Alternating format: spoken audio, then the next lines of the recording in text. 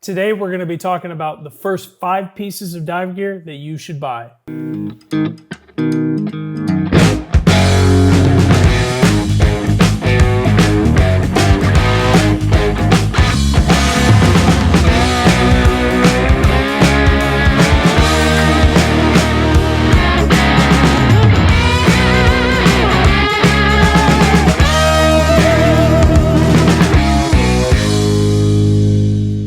Hey guys, welcome back to Tampa Bay Diving. My name is Blake and I want to thank each and every single one of you for joining me.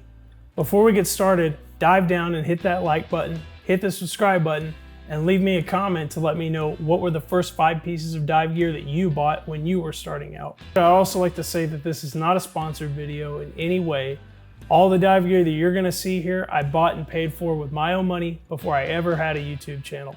Now the first item that we're going to talk about is quality mask. Now, since COVID, the world has become more conscious about good hygiene practices. Renting a mask that others have sneezed, spat, or breathed into isn't really enticing to divers anymore. Picture this.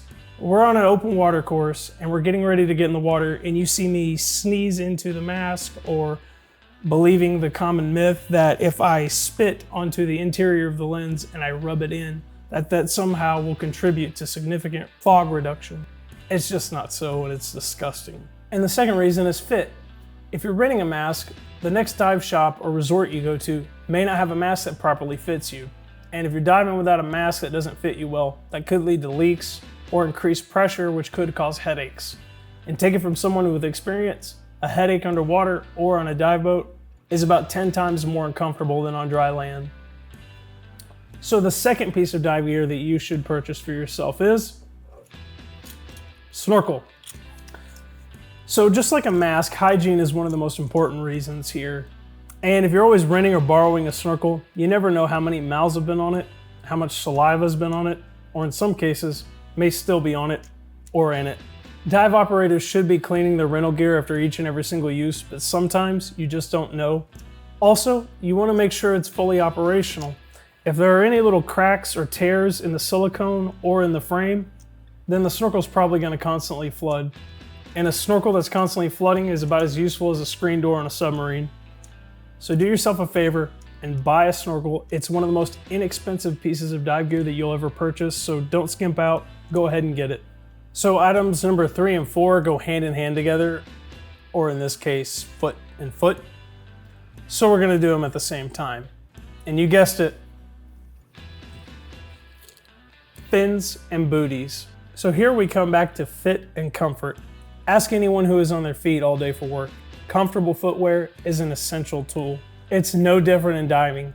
You wouldn't want to leave the house in shoes that are either too big or too small. And I guarantee you're not going to want to do that in scuba either. So if you're diving with fins that are either too big or too small, that could lead to blisters, leg cramps, or if a fin is too big, you could just lose it on the dive altogether.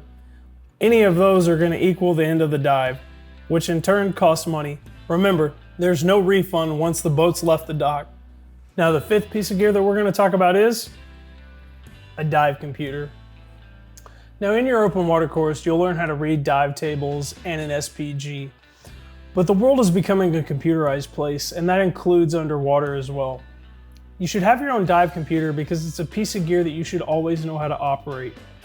You don't need to go out and buy the most expensive one, but stick within your budget. If you're always renting a dive computer, then the odds of the next place having the same model or brand of computer that you're familiar with are slim to none. So do yourself a favor, buy a dive computer, read the instruction manual, and take it with you wherever you dive.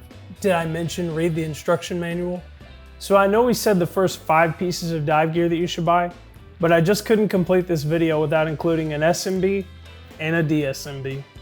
An SMB surface marker buoy or a DSMB delayed surface marker buoy do just what they say.